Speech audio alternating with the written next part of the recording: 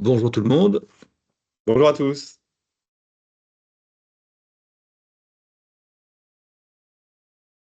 Dans 30 secondes, on fait. Oui, on attend 30 secondes pour les retardataires. Si quelqu'un peut nous confirmer dans le chat que vous nous entendez bien dans l'onglet conversation.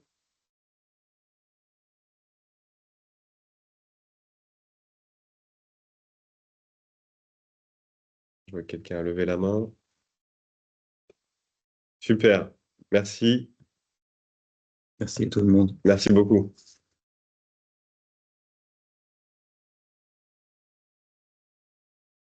Autorisé. Bien. Merci pour vos retours. Alors, euh, avant de commencer, donc vous avez un onglet conversation ou un onglet questions et réponses. Donc, dans ces deux onglets, vous pouvez poser vos questions, plutôt dans l'onglet questions et réponses. Euh, D'autre part, pendant le webinaire, vous allez avoir des fenêtres qui vont apparaître avec des petits quiz. Donc voilà, aucune crainte, hein, c'est bien des quiz auxquels vous devrez répondre. Euh, et puis, voilà, ce qui concerne les conditions. Donc, vos micros, par défaut, sont désactivés. Mais n'hésitez pas à poser toutes vos questions pendant le webinaire. On y répondra à la fin pendant une session d'une quinzaine de minutes. On va donc pouvoir commencer. C'est parti. C'est parti. Tu partages bien, oui, c'est bon. OK, super. Donc aujourd'hui, on est là pour parler des boues en CVC, de l'encrassement des réseaux de chauffage et de refroidissement de façon plus générale. Donc, je suis accompagné de Brice Ducly, notre responsable technique, et je m'occupe de la Salut formation. Antoine. Oui, salut Brice. Pour rappeler, donc, notre série de webinaires 2024-2025 porte sur les solutions hydrauliques pour répondre aux nouvelles contraintes d'optimisation énergétique et environnementale. Notre premier webinaire portait sur donc, la directive européenne des équipements sous pression relative au système d'expansion. Le replay est disponible sur notre site internet et également sur notre chaîne YouTube, IMI Climate Control ou IMI Hydraulic Engineering. Vous pouvez avoir les deux dénominations. Aujourd'hui, donc, on parle des boues dans le réseau CVC et on aura ensuite une série de 3 webinaires à partir du 29 avril sur les points clés de la rénovation hydraulique dans le résidentiel collectif.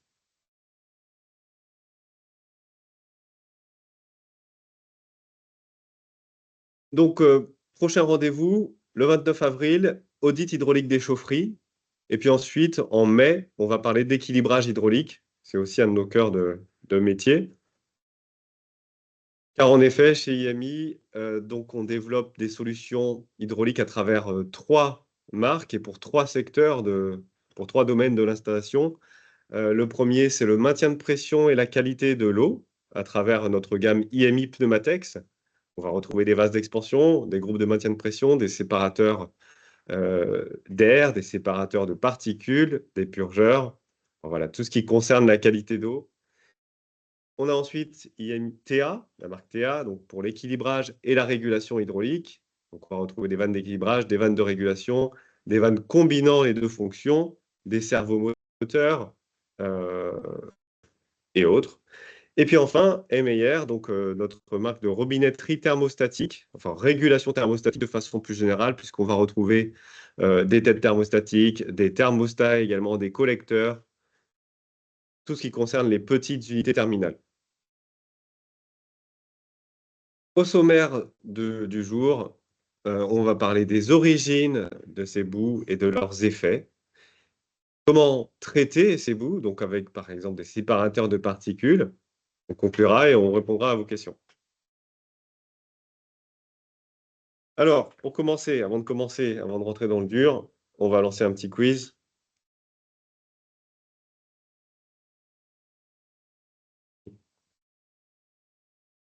Oui.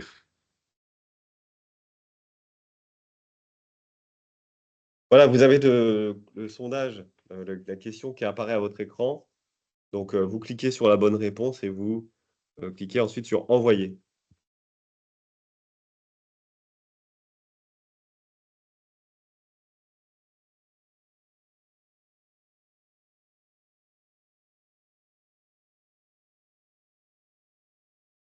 Oui.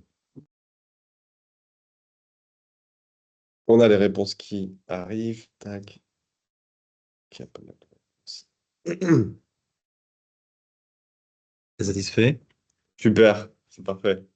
Ok, donc vous partagez un petit peu les résultats entre 12% et 17%. Et donc, en effet, donc, sur une installation hydraulique alimentée par une chaudière, les boues peuvent entraîner une surconsommation de l'ordre de 17%. Et sur une installation équipée d'une pompe à chaleur, pour information, ça peut augmenter jusqu'à 27%, car sur une pompe à chaleur, on va avoir des conduites plus étroites, un évaporateur et donc des corps de chauffe qui seront plus sensibles à l'encrassement. Et d'autre part, il faut savoir, donc vous connaissez tous les problèmes de performance énergétique liés au tartre sur les ballons d'eau chaude. En tout cas, chez tout particulier, on va retrouver ces problèmes sur un réseau qui est assez calcaire. Le calcaire aura tendance à précipiter dans le ballon d'eau chaude et va causer donc des problèmes de surconsommation, d'augmentation du temps de chauffe, voire de perte de température sur l'eau chaude et même le remplacement peut-être prématuré du ballon d'eau chaude s'il n'est pas entretenu. Il faut savoir que sur les corps de chauffe, on a un phénomène équivalent, mais qui est moins connu, qui est plus méconnu. Et en effet, une épaisseur d'1 millimètre de boue sur un corps de chauffe équivaut à 3 millimètres de tartre en termes d'effet isolant, donc sur la capacité de chauffe de ce corps de chauffe. Donc ça, c'est pour l'aspect énergétique. Et puis d'autre part, il faut savoir qu'une panne sur 3 dans le CVC est liée à une mauvaise qualité d'eau. En effet, les boues vont être responsables de plusieurs phénomènes. La diffusion inégale de la chaleur dans l'installation et des bruits de circulation. Donc là, c'est un problème qui relève un peu, qui est assez proche de l'équilibrage. En effet, le débit ne va pas se répartir de façon égale, donc la chaleur ne va pas se répartir de façon égale dans l'installation, puisqu'on va avoir des sections qui seront plus petites, qui seront réduites à cause de la présence de boue, ou également par la présence de corrosion. Par exemple, on va avoir une rugosité de la tuyauterie qui sera plus élevée, et donc le débit, donc la puissance, la chaleur, aura du mal à se diffuser dans ces endroits-là. Voilà. Ça, c'est un premier problème avec les boues.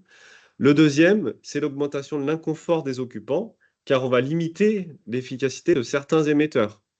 Voilà, par exemple, la présence d'un biofilm sur l'émetteur, ou simplement la présence d'une fine couche de particules, va limiter son efficacité. On connaît tous les plaintes des occupants, notamment dans le résidentiel collectif. Donc attention à ça. La qualité d'eau est en effet souvent problématique dans ce cadre-là. L'augmentation des coûts de maintenance également. En effet, là, vous voyez ici sur l'image qui vient d'apparaître une vanne de régulation, hein, donc un clapet de vanne, sur lequel il était complètement emboué. Ici, on avait présence de différentes matières et des sédiments notamment. Donc, le nettoyage de ces organes de réglage ou de régulation, voire leur remplacement quand c'est trop tard. Également, c'est valable pour des échangeurs ou des filtres. Là, en termes, c'est plutôt du nettoyage. Les filtres, en effet, si on ne les traite pas, si on ne les vidange pas, on ne les nettoie pas, eh ben, on va bloquer le flux. Donc, il est impératif de faire un nettoyage régulier sur un réseau qui s'encrasse beaucoup. Et enfin, donc, le remplacement prématuré de certains équipements.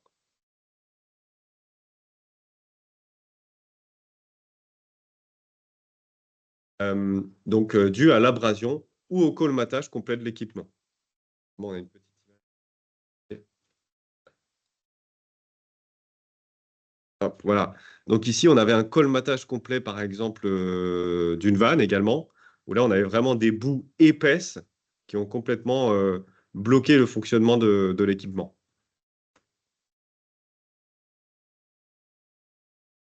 Maintenant, on va parler des origines de ces boues, de leur composition. Et on reparlera de leurs effets. La première source de boue, elle est assez méconnue, mais c'est à la mise en service, en fait. Naturellement, on a des particules qui sont présentes dans l'installation. Et quand on va mettre en service l'installation, qu'on va commencer à faire circuler toutes ces particules, le risque, c'est qu'elles viennent se loger dans le réseau, dans les émetteurs, dans les productions de chaleur également, chaudières, pompes à chaleur. Et donc, il va vraiment être important de pouvoir les capter au plus tôt, dès les premiers cycles de fonctionnement de l'installation. Donc, sur ces particules, on va retrouver donc tout ce qui est bavure dans les conduites en plastique notamment, hein, les restes des bavurages, les résidus de soudure et de téflon, le sable et les poussières, donc, qui sont dus notamment au stockage, par exemple, des tuyauteries. On aura systématiquement des poussières présentes sur les conduites et elles vont se retrouver inévitablement dans l'installation. Et puis, on a aussi parfois des petites mauvaises surprises. On peut retrouver des corps étrangers. On avait à un moment donné une petite librairie d'images là-dessus. Bon, on va peut-être pas les montrer parce qu'elles sont parfois un peu chocs, mais mais on peut retrouver, par exemple, disons un tournevis qui est resté dans une conduite par mégarde après installation euh, ou autre.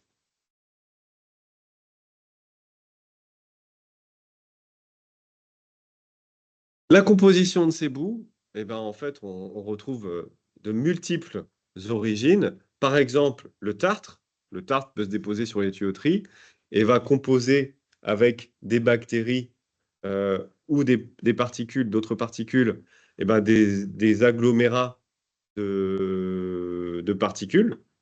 Donc, ça va créer des boues à la fin. On a le tartre. On a les matières organiques. Donc, c'est souvent dû à de l'activité bactérienne dans le réseau. Pour ceux qui connaissent un petit peu plus précisément, on a des bactéries, par exemple, sulfato-réductrices, appelées aussi BSR. Okay, sans rentrer dans les détails, ce sont des bactéries qui vont se nourrir de certains composants de l'installation, qui n'ont pas forcément besoin d'air pour le coup. Certaines en auront besoin, certaines pas du tout. Voilà, donc ces bactéries vont se nourrir de métaux en fait, et donc développer un biofilm dans un premier temps sur la tuyauterie, et puis voir ensuite des amas de bactéries. Un autre phénomène, c'est la corrosion du fer. Alors, l'état de corrosion le plus connu, c'est la rouille, aussi connue chimiquement sous la formule Fe2O3, donc c'est une oxydation du fer au niveau 3. Cette oxydation va se dérouler uniquement lorsqu'on a une installation qui est vraiment très oxygénée, quand on a une présence d'oxygène très importante dans l'installation. Voilà. Donc, elle va se manifester par une eau plutôt rougeâtre, marron, rougeâtre. Et souvent, c'est dans les premiers cycles de fonctionnement de l'installation qu'on va retrouver cette couleur, car l'oxygène, ben, au début, va être présent en quantité importante dans le réseau au premier remplissage, et donc va être consommé, va interagir avec les métaux pour former de la rouille. Et donc, on aura cette turbidité de l'eau, c'est-à-dire cette apparence un peu rougeâtre ou marron. La deuxième forme de corrosion, aussi très répandue dans les installations, mais ça, c'est plus dans le cycle d'exploitation du réseau, c'est pas, ça va se développer au fur et à mesure. Donc, c'est la magnétite, qui est sous formule chimique Fe3O4. Et donc là, on n'aura pas forcément besoin d'une quantité importante d'oxygène pour former cet oxyde-là. Euh, donc la présence de gaz dans le réseau, de différents gaz, va favoriser notamment l'oxydation et la présence et donc la formation de magnétite. On reviendra sur comment traiter ces différentes boues. Et donc on va lancer un nouveau quiz.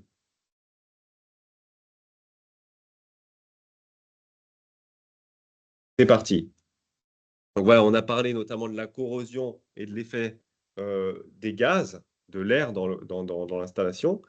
Et selon vous, donc pour une eau à 10 degrés et 4 bars, Donc, en fait, finalement, ça représente l'eau du réseau d'eau de ville, hein, à 10 degrés et 4 bars. Alors, parfois, ça peut être un peu plus, peut-être 15 degrés.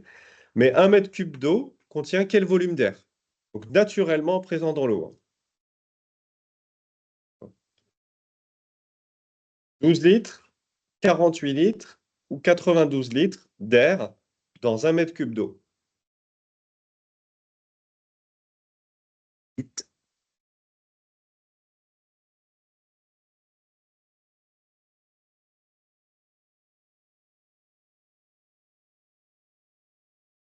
Super, on va clore le sondage. OK, donc vous avez plutôt répondu 48 litres en majorité. Voici, en réalité, c'est 92 litres. Je vais vous répondre grâce à ce schéma, donc ce diagramme qui représente la loi de Henry. Donc la loi de Henry, simplement, c'est la solubilité de l'air dans l'eau. Donc plus simplement, c'est la contenance donc, d'un volume d'eau en air. Quelle quantité d'air va contenir 1 litre ou 1 mètre cube d'eau? Donc ici, le diagramme est en litres. Et donc, on peut voir que en bas, on a ici, pardon, on a la pression de l'eau. OK? Donc, on va se situer à 4 bars, par exemple, pour le réseau d'eau de ville. Et puis, d'autre part, on a différentes concentrations d'air dans cette eau en fonction de sa température, ici. OK, donc voilà, c'est les deux données qui nous intéressent ici. La pression de l'eau et sa température va nous déterminer la quantité d'air naturellement présente dans l'eau sous forme dissoute.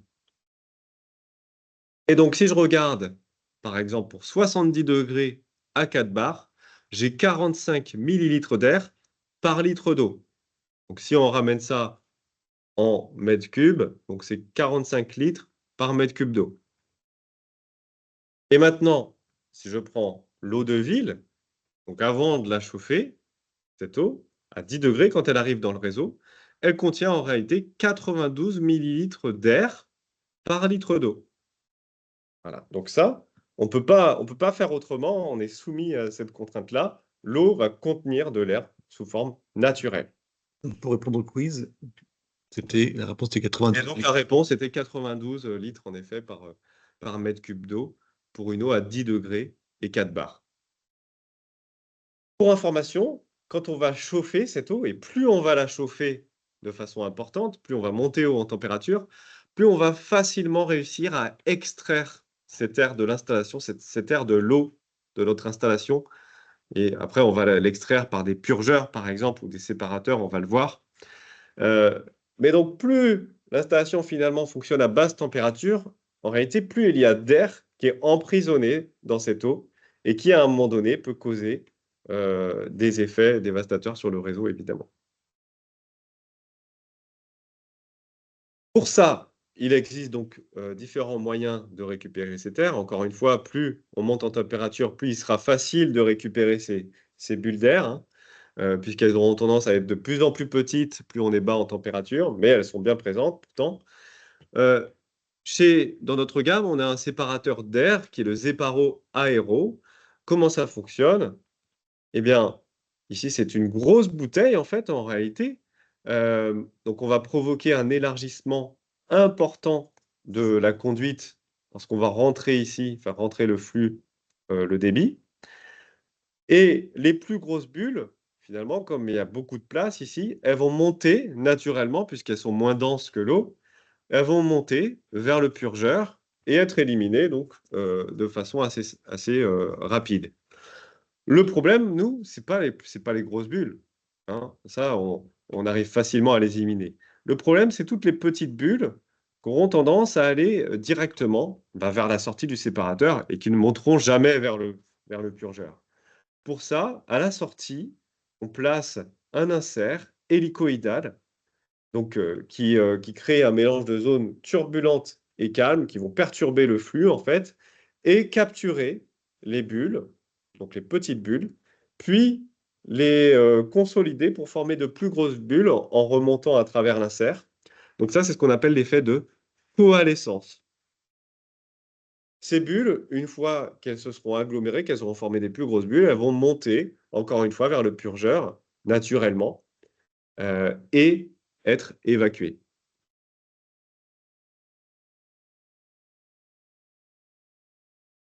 Les causes de la présence d'air dans l'installation, on a vu comment on pouvait l'éliminer. Encore une fois, la température va jouer son rôle également. Il sera plus facile à haute température d'éliminer cet air et moins simple à plus basse température. Mais la première cause d'air dans l'installation, c'est la défaillance du maintien de pression. Quand on dit maintien de pression, ça peut être un vase d'expansion ou un groupe de maintien de pression. Et en effet, si on a une pression qui n'est pas stable dans l'installation, si à un moment donné, on a des pertes de pression, automatiquement, on a de l'air qui va rentrer, qui va s'introduire dans notre réseau hydraulique.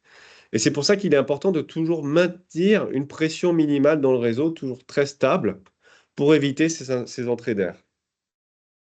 Ici, je vous montre ce qu'il ne faut pas faire, justement, un cas de défaillance d'un vase d'expansion. Tout simplement dû ici à son emplacement. En effet, il est positionné à la sortie du circulateur, ici, et lorsque la pompe va vouloir pousser, donc refouler, elle va vouloir augmenter la pression du système, elle va pouvoir créer une pression différentielle positive, c'est sa hauteur manométrique, elle va rencontrer le vase d'expansion, qui lui a plutôt tendance à stabiliser la pression, à fixer la pression. Donc là, elle rencontre un phénomène antagoniste. Je veux augmenter la pression, mais je n'y arrive pas.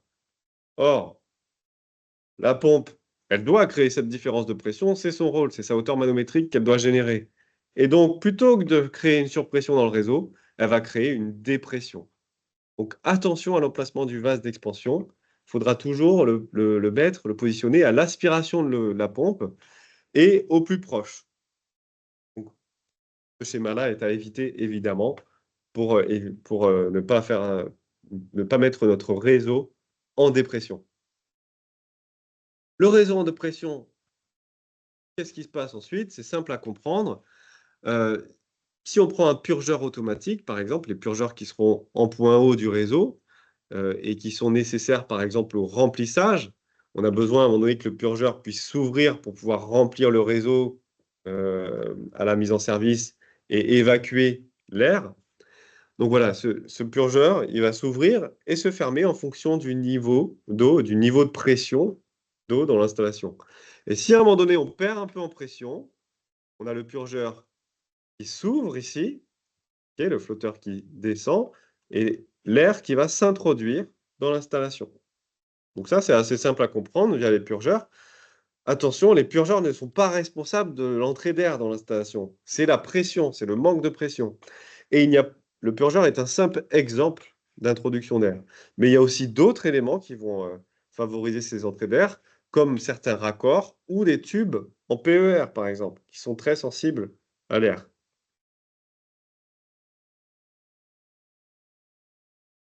L'autre problème de la défaillance du maintien de pression, bon, qui est aussi connu, c'est que, ben, évidemment, on va se retrouver avec des poches d'air en point haut du réseau. C'est pas forcément le sujet d'aujourd'hui, mais c'est une autre conséquence de la défaillance du maintien de pression. Pour information, si vous voulez retrouver un peu plus d'infos là-dessus, on a réalisé un webinaire sur les points clés de l'expansion et de l'air dans les circuits CVC, donc qui date de 2021, qui est disponible sur notre site et encore une fois sur notre chaîne YouTube. Ensuite, au-delà de ce remplissage et de ces origines des boues, on va voir aussi qu'après la mise en service de l'installation, on peut avoir donc des problèmes, par exemple un vase d'expansion qui est défaillant, donc une vessie ou une membrane qui est percée, ou alors un vase qui est simplement mal dimensionné, les besoins ont été mal prévus pour le vase, ou mal mis en service aussi. Ça peut arriver également que la pression ou le remplissage du vase soit mal réalisé au départ, et donc on va avoir des chutes de pression par moment dans le réseau. Les appoints d'eau fréquents également vont provoquer la création de boue, puisque à chaque point d'eau, encore une fois, on ajoute de l'air. Donc si on rajoute de l'eau, À chaque fois, 1 mètre cube d'eau, c'est 100 litres d'air. On préférera tourner de façon générale sur la même eau. Alors évidemment, on réalisera un premier rinçage à la mise en service du réseau, mais une fois qu'on a bien notre réseau sous pression et rincé, on évitera de rajouter de l'eau neuve. Ensuite, on a la perméabilité des PER flexibles également, qui seront en EPDM, et puis de certains raccords. Enfin, dernière source de boue, c'est un mauvais équilibrage. En effet, si à un moment donné, on a certaines sections de l'installation qui sont mal irriguées ou qui n'ont pas assez de vitesse, on ne traverse pas assez rapidement dans cette conduite, eh ben, elle aura tendance à accueillir toutes les boues qui, à cet endroit-là, vont plus facilement se déposer et donc s'agglomérer et créer tous les problèmes qu'on a déjà cités. Il existe d'autres types de corrosion plus mineurs, mais attention, il faut aussi se pencher sur ces sujets-là. Le premier, c'est la corrosion acide due aux interactions entre les métaux et le pH de l'eau. Alors, pardon, c'est deux sujets. Donc, le premier, le pH de l'eau et son interaction avec le métal. Attention, selon la composition de votre réseau, si vous êtes plutôt en fer ou plutôt en cuivre, ou si vous avez des éléments en aluminium, il va falloir respecter certaines plages de pH. On essaiera en général d'augmenter le pH un maximum pour éviter, pour rentrer dans ces plages. Mais si vous avez par exemple un corps en aluminium dans votre réseau, si vous augmentez trop le pH, et ben là, on sort de la zone neutre et donc on risque d'attaquer très rapidement l'aluminium. L'autre phénomène, c'est l'effet de pile, donc c'est les interactions entre différents types de métaux. Et donc là, sans rentrer dans les détails, il va falloir faire attention à séparer certains métaux avec des raccords spécifiques qui vont limiter cette interaction. Donc tous ces problèmes sont connus, sont très bien connus des traiteurs d'eau notamment, et des experts en tube. Donc c'est pas forcément notre sujet de prédilection, mais si vous voulez plus de renseignements là-dessus, vous pouvez vous renseigner directement auprès de spécialistes. Les conséquences de ces boues, de cet encrassement du réseau, on a la corrosion, par exemple, des circulateurs, de la roue du circulateur, qui perdra donc en efficacité, voire à un moment donné ne réussira plus à fournir du tout de pression différentielle dans le réseau. Et puis l'autre, c'est le phénomène de casse. Ici, on a un corps de chauffe, en fait, dans une chaudière. Ici, on aurait l'eau qui serait présente ici, et là, on chaufferait à cet endroit-là. Et en fait, la présence ici de boue à l'intérieur du corps peut créer une isolation. D'accord? On l'a vu, 1 millimètre de boue, c'est équivalent à 3 millimètres de tartre. Et créer donc des zones de surchauffe sur le corps de la chaudière. Et là, à cet endroit-là, on a une surchauffe importante qui s'est conclue par une casse de ce corps. On a aussi des problèmes de fuite, évidemment. Donc ça, c'est les problèmes les plus... c'est lorsqu'on a une corrosion qui est vraiment avancée. Et je vous propose de répondre à un nouveau quiz. Quiz du quiz. Oui.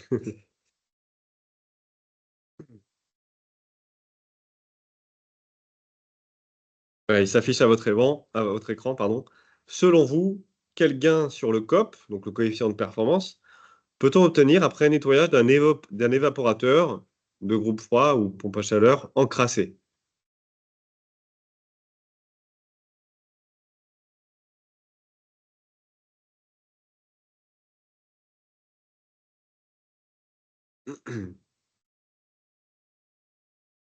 Ah, Minime. oui, là, vous avez plus compris le... Soit vous avez compris l'ordre des réponses, ou, ou alors vous êtes...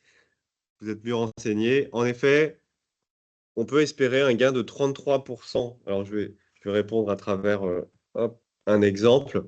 On a observé donc sur un évaporateur le coût énergétique, la puissance générée par cet évaporateur après nettoyage. Donc, il était encrassé, il a été nettoyé. Il avait une capacité frigorifique avant nettoyage de 1020 kW et consommait 340 kW en puissance électrique, ce qui nous donnait une efficacité, un COP de 3. Après nettoyage, on a augmenté sa capacité frigorifique de 15% et on a réduit sa consommation électrique également de 14%. On a favorisé également la circulation dans cet évaporateur.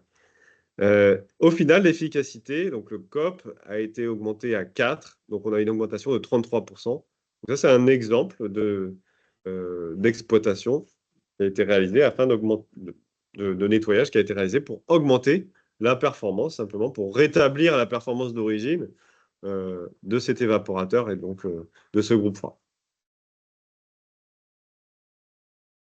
Voilà, on a parlé donc des origines et des effets des boues, et maintenant Brice va vous parler donc de comment les traiter, comment les éliminer, ces boues, les capter. Je laisse la parole. Merci Antoine. Donc, vous l'avez compris, garantir une qualité d'eau satisfaisante dans une installation, c'est complexe. Vous l'avez vu rapidement, quand on parle de qualité de l'eau, on parle de corrosion. Hein, le but, ce sera de préserver l'installation de corrosion. On a vu que ça mettait en œuvre des notions différentes et plutôt complexes. Hein. On parle de chimie, de physique. Ça met aussi en place différents intervenants. Hein, on l'a vu. Dès la conception, il faudra prévoir de ne pas cumuler différents matériaux pour éviter de créer des piles. Il faudra aussi, au cours de l'exploitation, s'adresser à des traiteurs d'eau pour garantir un bon conditionnement de l'eau, restant des plages de pH satisfaisantes. Régulièrement, on fera les analyses d'eau pour prendre des indicateurs et s'assurer que l'installation se comporte bien. L'eau est vivante, il faut la surveiller. Malgré toutes ces précautions, on le sait, la boue va se former. D'accord? Malgré tout ce qu'on va mettre en place, la boue va se former et on ne peut pas la laisser s'accumuler dans différentes parties de l'installation. On va mettre en œuvre des systèmes pour séparer d'abord la boue de cette eau, de la capter et bien sûr de l'évacuer. Donc pour cela, d'abord, penchons-nous sur les différentes méthodes qui existent pour séparer ces particules. Donc la plus connue et la plus évidente, c'est la filtration. On va essayer de mettre en place un média filtrant entre l'eau et ses boues pour les stopper. Donc le filtre le plus connu, c'est le filtre Atami, hein, mais lui qui est plutôt grossier, qui a souvent des mailles assez importantes, qui va surtout là pour bloquer les premières impuretés dont tu parlais au tout début, hein, les résidus de soudure, les restes de bavure, etc. Donc là, c'est le rôle du filtre Atami. Mais là, on parle plutôt de médias filtrants de type chaussette. C'est le nom qui me vient à l'esprit pour qualifier ces médias filtrants. Donc, il y a un inconvénient, c'est que c'est des choses qui se colmatent assez rapidement. Et souvent, on est amené à les mettre en dérivation pour éviter toutes ces contraintes de maintenance et d'encrassement. On en parlera un peu plus tard. Le deuxième moyen, c'est la sédimentation. Donc là, c'est le fameux pot à bout. Hein. Donc on se contente d'augmenter la section du tube à un endroit donné. Donc la vitesse est réduite et les particules qui sont plus lourdes que l'eau tombent par gravité dans le fond du pot à bout.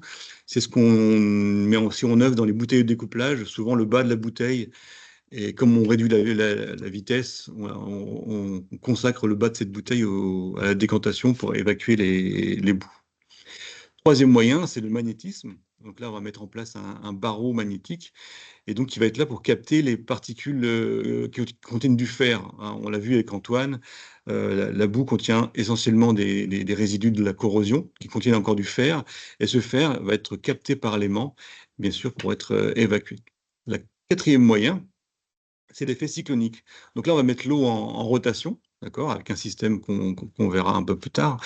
On va mettre l'eau en rotation et on va exploiter la force centrifuge qui consiste à séparer les particules de différentes densités. Voilà, l'exemple le plus courant, c'est la moto, par exemple. Hein. Là, on est mis comme on est plus lourd que l'air, on est séparé de la moto par force centrifuge. Donc, on a choisi chez IMI, pour séparer les particules, les trois derniers moyens qui sont la sédimentation, le magnétisme et l'effet cyclonique.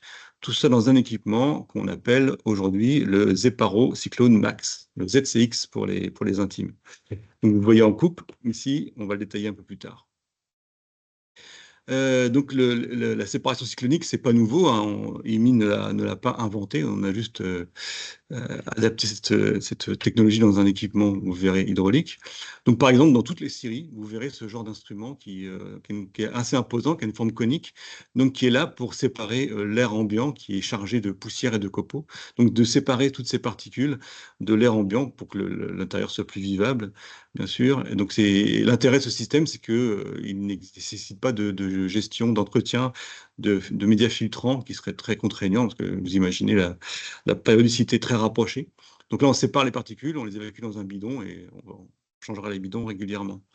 Il y a un célèbre fabricant d'aspirateurs qui utilisait ce principe aussi, lui aussi dans le but de s'épargner ce média filtrant qu'on appelle communément le sec aspirateur. Tu connais? Non. Euh, donc deux mots sur la partie théorique de cette séparation cyclonique. En fait, on va cumuler deux forces. Donc la force de gravité qu'on connaît bien dans le fameux poids à bout. Donc là, on va simplement s'appuyer sur la masse de la particule et de la gravité, donc qui est de 9,81 mètres par centimètre carré. On va cumuler ça à la force centrifuge, donc due à la rotation de l'eau. Donc là, ce sera tout le prodige, hein, de mettre cette eau en rotation. Et ces deux forces, représentées ici par ces deux vecteurs, la somme forme la force cyclonique. Donc la force cyclonique, et qui du coup, renforcée par ces deux forces, va permettre de prendre les particules et de les éloigner du vortex. En fait, le but, c'est de les amener vers une chambre de captation. Et on voit que cette force, la force centrifuge que vous voyez ici, dépend de la masse de la particule. Donc plus elle sera lourde, plus cette force sera importante, et de sa vitesse. Voilà, d'où l'intérêt de ce vortex. Donc la technologie de centrifugation n'est pas nouvelle chez IMI, hein. Vous avez tous déjà rencontré le Zeparo GeForce, donc qui exploitait ce phénomène cyclonique. Donc vous voyez ici, et bien sûr, il est remplacé par le Zeparo Cyclone Max. Donc voilà, c'est une nouvelle technologie, une évolution du Zeparo GeForce sous la forme du Cyclone Max. Donc un petit mot sur la conception du Cyclone Max, je trouve ça intéressant de comparer les technologies mises en œuvre avant, donc à l'époque du GeForce, il y a quelques années. Pour développer ce produit, on utilisait le système par itération, ça n'a pas changé. Donc là, sauf que dans ce système par itération, il consistait à produire un prototype physiquement. Donc là, par exemple, on avait empilé deux cylindres en plexiglas en mettant des inserts à l'intérieur pour voir comment il se comportait. Donc on formait ce prototype, on le testait, on en tirait des conclusions, on le modifiait, donc on créait un deuxième prototype, on le retestait, etc. Donc les itérations étaient longues, hein, 2 mois pour créer le prototype et faire les tests. Donc on a mis en tout 1 an et demi pour développer ce GeForce. Aujourd'hui, pour créer le Cyclone Max, d'abord on s'est appuyé sur toutes les connaissances accumulées lors de la création du GeForce, et aussi on s'est appuyé sur une nouvelle technologie. Donc on s'est appuyé sur une société qui s'appelle Ansys, qui est spécialisée dans ce genre de modélisation. En fait, là, on ne crée plus des prototypes physiques, on crée des prototypes, on les dessine. Donc ça paraît simple, comme je le dis, mais bien sûr, moi je suis incapable de faire ça. C'est très compliqué, il faut bien sûr tout détailler, hein, le type de matériaux, les épaisseurs, les, les angles, etc. On met en place le logiciel, on lance le logiciel, et chaque particule suit un parcours très proche de la réalité. Donc rapidement, vous voyez, en une semaine, on crée le prototype, on le teste, on en tire une conclusion, on redessine une forme, on la teste, etc.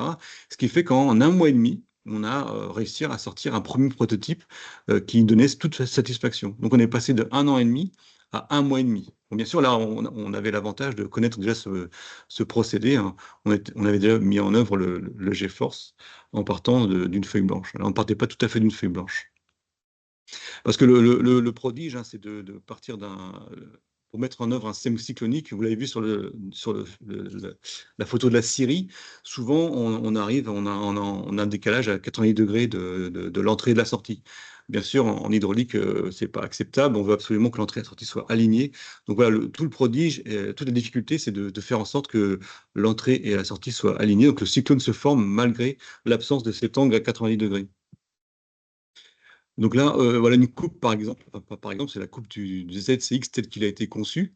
On retrouve ici les deux inserts qui ont fait l'objet d'un brevet, hein. Les deux inserts ici ont des formes, des découpes et des orientations bien particulières pour produire ce vortex.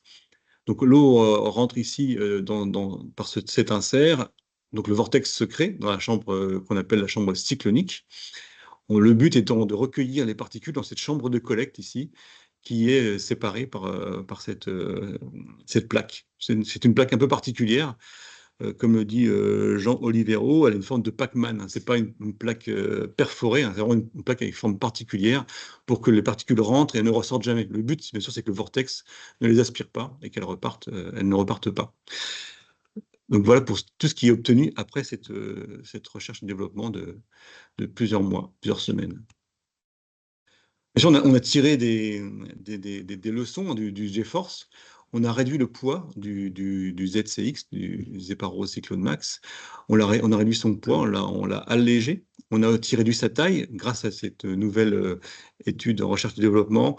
On a réussi à créer le vortex en prenant moins de place en hauteur. Donc il est plus léger, plus petit.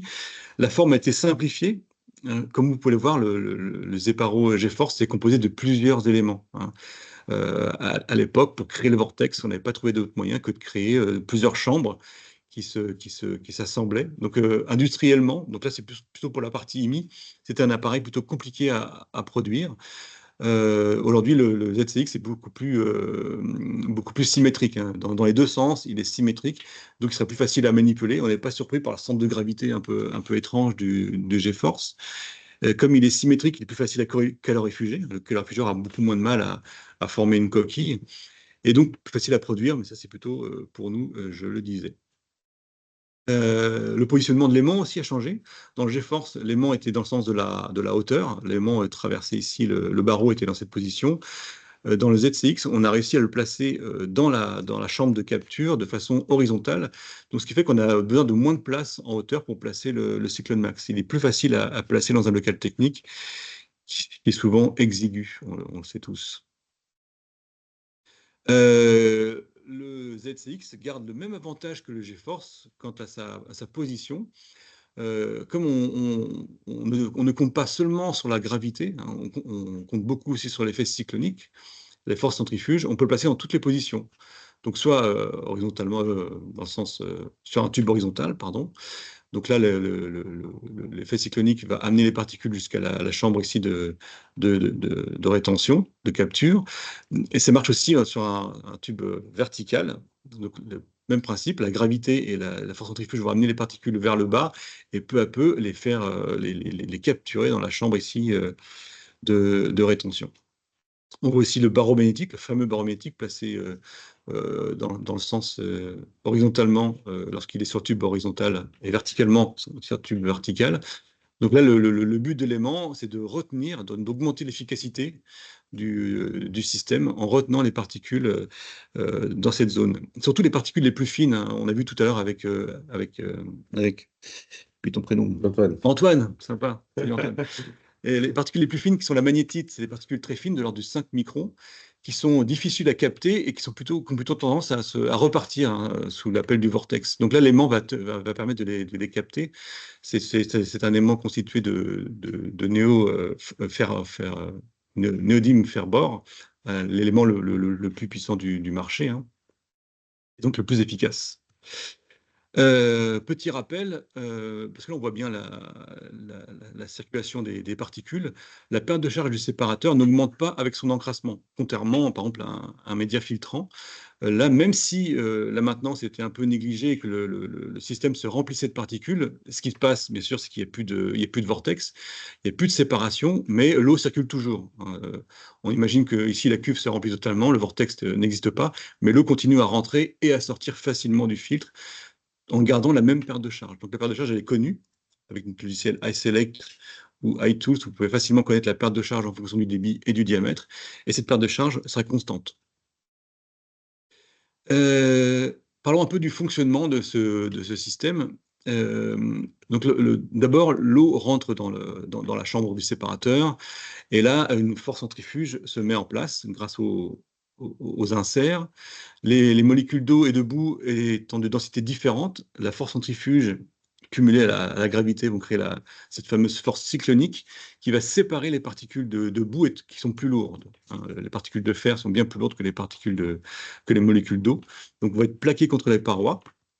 Et sur les parois, la vitesse est pratiquement nulle. Et donc, les particules vont pouvoir suivre leur parcours et atteindre cette chambre de rétention, cette chambre de captation, dans laquelle les attendent l'aimant, le barreau magnétique, qui va les capturer plutôt efficacement. Donc, ça renforce l'efficacité. L'aimant est là pour renforcer l'efficacité du système. Donc, après, on attendra la chasse pour évacuer toutes ces particules. J'ai une petite vidéo pour vous juste après pour vous montrer ce phénomène. Donc là, la fameuse plaque de séparation qui garantit que les particules restent capturées et pas réembarquées par le vortex. Donc là, je voulais vous mettre une petite vidéo. La voilà, elle est magnifique. Écoutez, regardez.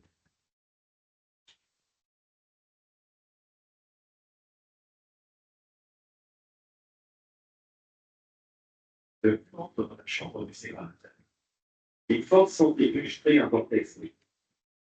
L'eau et les boue ont des densités différentes, de sorte que les particules de boue finissent par être poussées contre la paroi extérieure du séparateur. La vitesse du faible au bord du cyclone permet à la gravité de déplacer les particules vers le fond du séparateur. La taille de séparation garantit que les particules restent capturées dans la chambre inférieure jusqu'à ce qu'elles soient délivrées, tandis qu'un aimant capture toute la magnétique.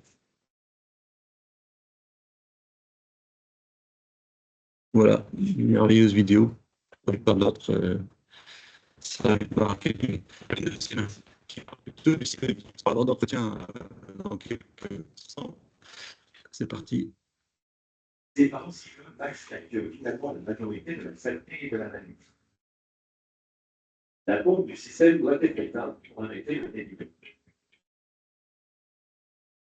Relâchez la goupille de sécurité pour retirer les mots. La magnétique se mélange à la saleté.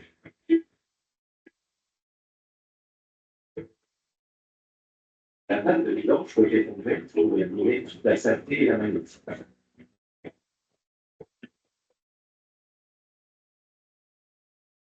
Fabuleux. Vous voyez, c'est clair. Très simplifié. On va bien à récupérer les poux et les traiter. Et moi, j'arrive pas à m'en sortir.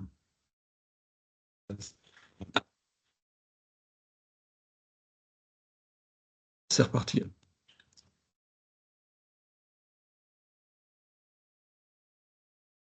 Aide-moi. Clic droit.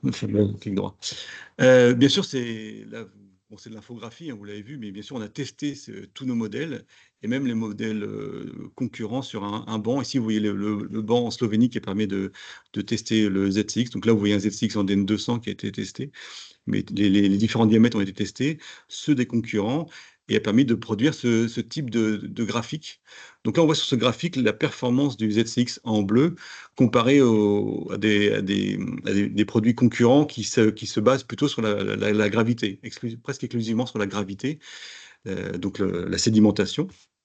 Et on voit qu'à faible vitesse, bon, notre système est 20% plus efficace que le plus performant des concurrents, et plus la vitesse augmente, plus l'effet cyclonique se renforce, donc l'efficacité reste quasi constante. Par contre, C'est un ruban bleu ici. Exactement. Ouais. Par contre, les systèmes qui misent que sur la gravité, donc voient leur efficacité se dégrader, puisque les particules n'ont pas le temps de se sédimenter, hein, ils sont évacués aussitôt qu'elles rentrent dans l'installation. Donc ce test a été fait sur des particules de 50 à 300 microns, À l'aide de particules des billes de verre, hein, la silice ayant une densité très proche de celle du fer, on reproduit ce qui se passe avec des vraies particules.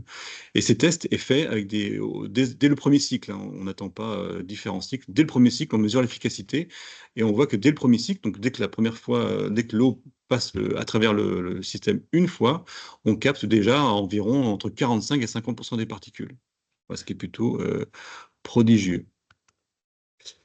Euh, Concernant les préconisations d'installation, donc chez IMI, on préconise toujours l'installation en série de notre système de séparation de particules et donc de traiter 100% au débit. D'accord? Je vais vous montrer pourquoi dans quelques secondes, parce que tout se joue dès les premiers cycles. Vous l'avez vu, hein, le système est très efficace dès les premiers cycles. Et si on attend trop, on perd en fait en efficacité du système. On a mené une étude dans une université suisse il y a quelques années au moment du lancement du GeForce. Et on a comparé un système en série, comme on le préconise, avec un système en dérivation. Donc là, on voit souvent ce système, on place en dérivation, ça peut être un ZCX en dérivation, à l'aide d'un circulateur, on prélève 20% du débit, on le traite et on le relâche dans l'installation. Et au prochain cycle, on espère récupérer 20% des 80% qui n'ont pas été créés pour les traiter, etc.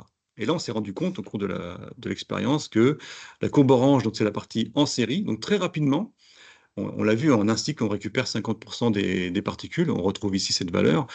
En deux cycles, on a récupéré 30%, il ne reste plus que 30% des particules dans l'installation. D'accord? Et en 10 cycles, l'installation est débarrassée totalement de ces particules. En mettant l'appareil en dérivation, on se rend compte que pour débarrasser l'installation de 70% des particules, il faudra attendre 17 cycles.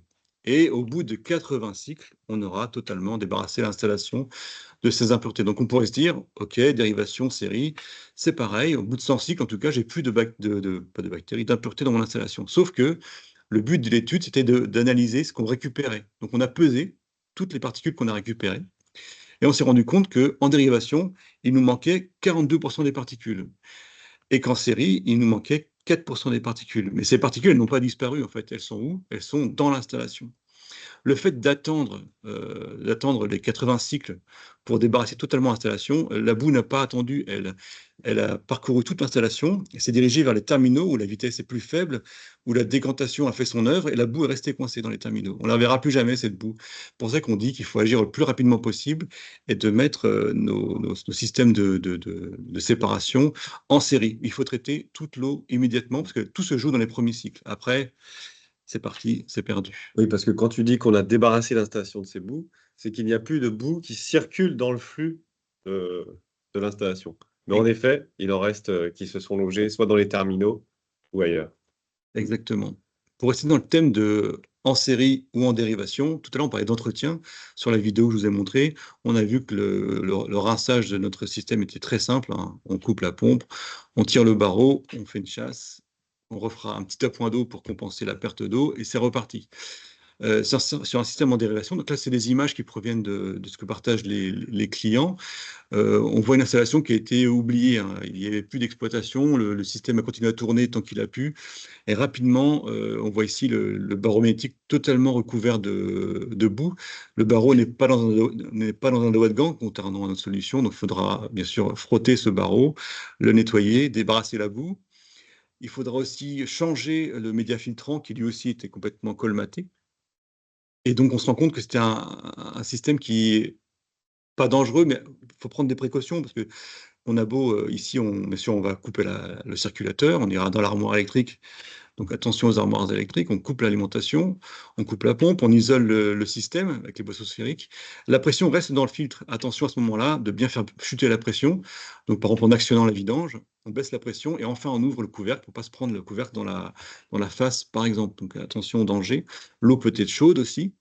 Ensuite, c'est pas si simple, hein. Vous voyez, il y a beaucoup de manipulations, beaucoup de nettoyage. Il faut prévoir un point d'eau, de quoi récupérer la boue. Il faut que le technicien puisse lui-même se nettoyer, hein. On voit l'état de sa main quand il a commencé à travailler. Il faut aussi penser à la mise en œuvre. Souvent, on compare le prix d'un Cyclone Max avec un simple désemboueur magnétique, mais il faut prendre en compte toute l'installation à mettre en place. L'équipement électrique, la protection électrique dans l'armoire, la mise en œuvre de tous ces raccords et tubes, attention à l'étanchéité et fuite. Dans le coût, le coût du système, il faut compter aussi la consommation électrique du circulateur. Ici, il y a un circulateur, d'ailleurs qui n'est pas monté dans le bon sens. Bon, ça, c'est un autre souci. Et ce circulateur voit sa perte de charge, sa HMT en plus augmenter au fur et à mesure que le système s'encrasse. Et quand la HMT augmente, la consommation augmente proportionnellement. Il n'y a pas de, il y a pas, il y a pas il y a pas de solution. La perte de charge augmente, la consommation électrique augmente. Bah, tout ça pris en compte, la solution en série reste malgré tout moins onéreuse, même si, bien sûr, le système est en série, le diamètre de l'ensemble sera un peu plus important, parce qu'il ne faut pas faire passer tout le débit, 100% du débit, mais on a fait déjà des comparatifs et notre système reste à un coût comparable. Un dernier mot sur notre gamme, qui du coup se rationalise, hein. Donc là, c'est la gamme de séparation, de séparateurs d'air en petit diamètre, du DN20 au DN50. Notre gamme de séparation de particules, donc des emboueurs, du DN20 au DN50. Et on avait ici deux équipements, qui est le Zeparo GeForce et le ZIO, qui pouvaient à la fois faire séparateur de particules ou de séparateur d'air. Le ZIO, vous vous souvenez, hein, dans un sens, il était séparateur d'air, dans l'autre, il était séparateur de particules. Donc là apparaissent le Cyclone Max qui complète la gamme de séparateurs de particules pour les gros diamètres et les gros débits, et le Zeparo Aero, dont Antoine a parlé un peu plus tôt, qui complète la gamme des séparateurs d'air, et du coup disparaissent de notre offre le Zeparo GeForce et le Zeparo ZIO. Voilà, on a fait le tour. Donc, Antoine, je te laisse conclure brièvement parce qu'on a pris un peu de retard. On a pris un petit peu de retard. Donc, pour conclure, les boues ont des origines diverses et se développent tout au long du cycle de vie de l'installation. On l'a vu à la mise en service, mais également tout au long de son exploitation à travers la corrosion, l'oxydation et le pH de l'eau, le tartre, etc. Pour réduire leur apparition et leur prolifération, il est nécessaire d'identifier leur origine, évidemment, l'air, les bactéries, le pH, l'interaction entre les métaux, et de traiter ces problèmes, hein, de traiter ces problèmes à la cause, évidemment.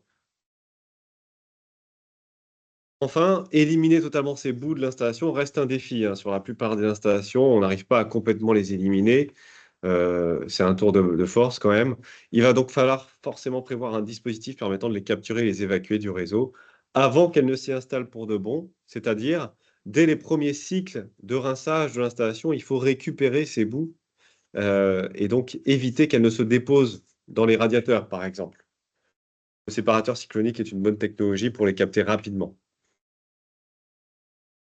Voilà, on va donc répondre à vos questions.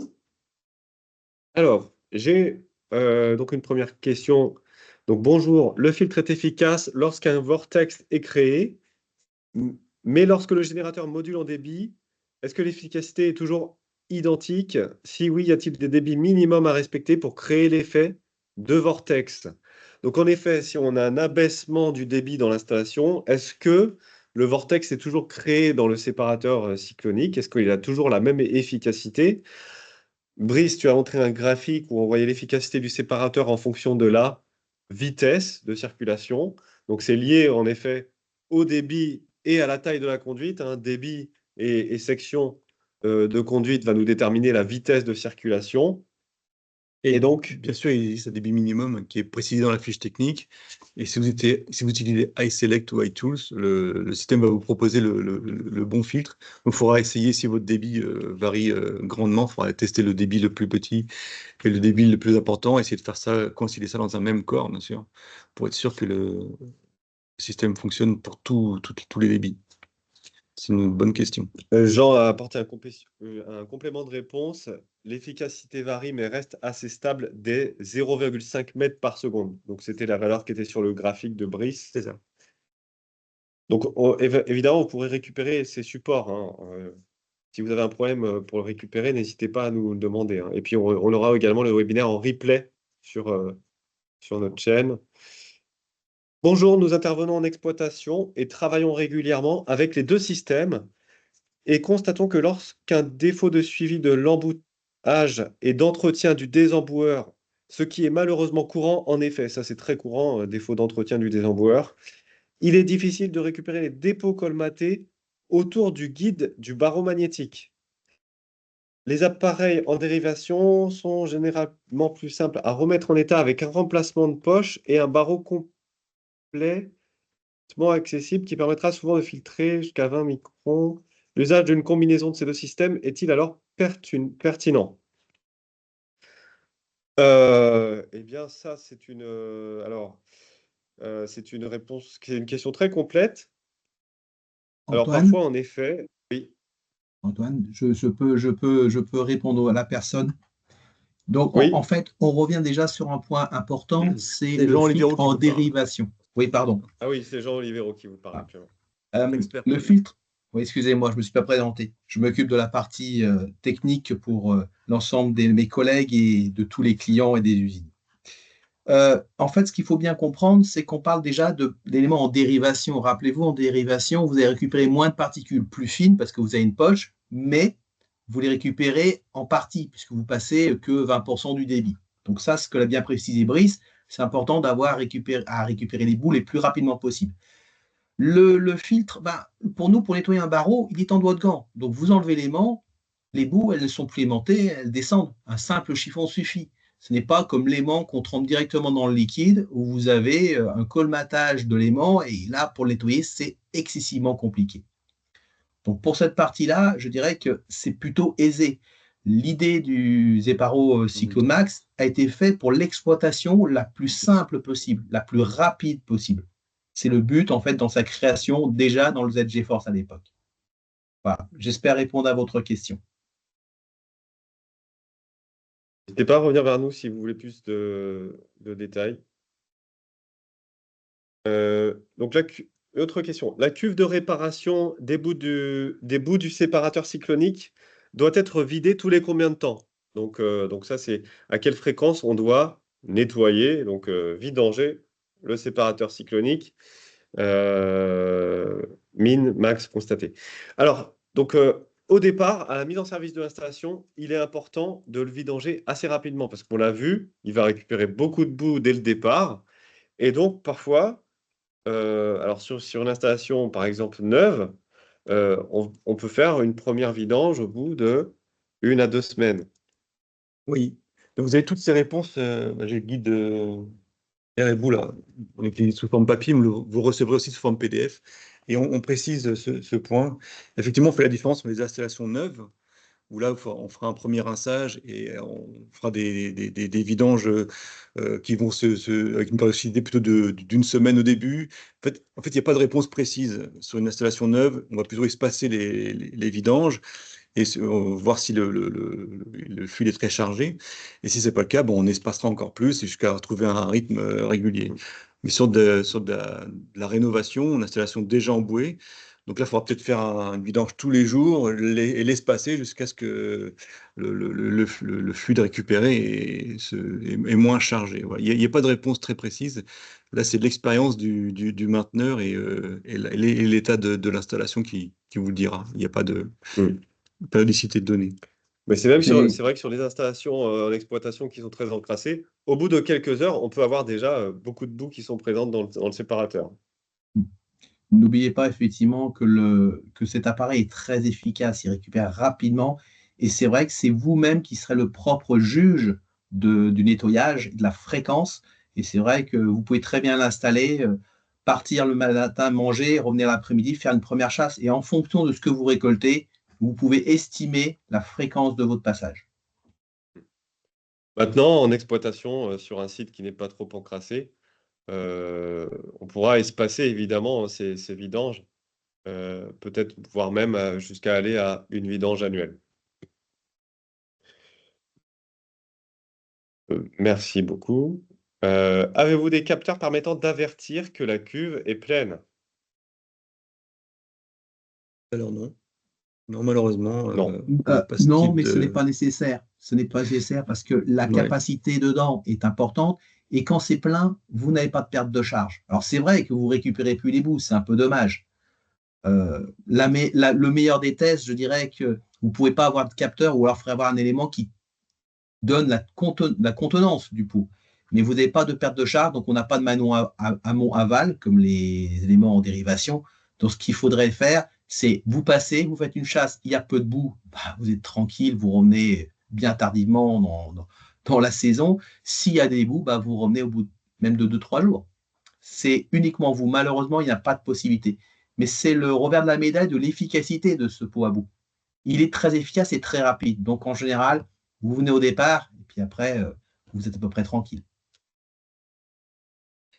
Merci Jean. Merci.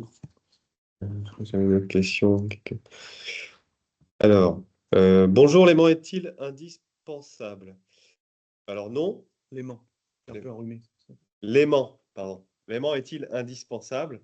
L'aimant sera essentiellement utile finalement pour récupérer la magnétite, qui elle sera toute petite, qui aura un diamètre de très faible, inférieur à 5 microns.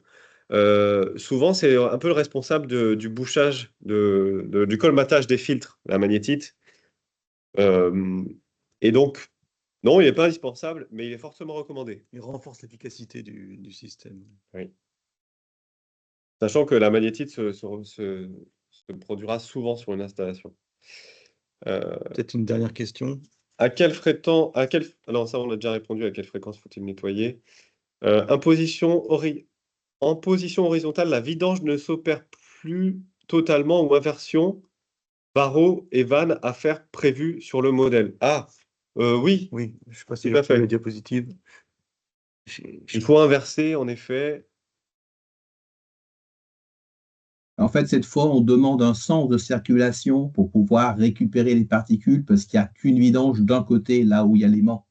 Alors qu'autrefois, vous avez 4 écrous, effectivement, mais là, effectivement, il n'y a que d'une position, mais en descente. Voilà. Le fluide Donc, soit si vous- descendant, si vous voyez Voilà. mon écran. Oui. Et effectivement, l'aimant peut se placer. La vidange, dans ces cas-là, en fait, la vidange passe par le raccord qui porte l'aimant. C'est l'astuce. Voilà. Et si vous ne mettez pas l'aimant, vous avez une simple vanne et vous vidangez de la même manière. Mais vous avez la même efficacité au niveau position que le GeForce, sauf que là, vous avez une obligation de circulation, de sens de circulation. Et en général, on est souvent dans ce sens de circulation du tuyau descendant. Donc on change d'emplacement la vanne de vidange, dans ce cas-là. Exactement.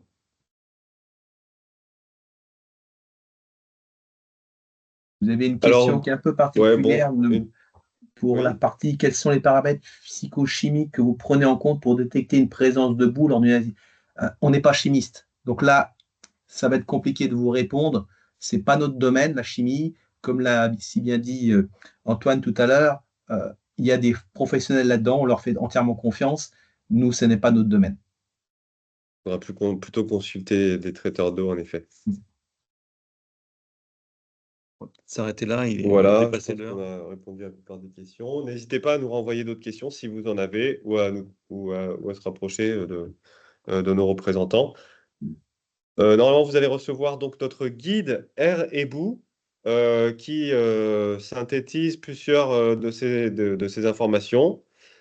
Et puis, vous aurez donc le support de formation, de webinaire, ainsi que le replay, voilà, qui sera consultable à tout moment.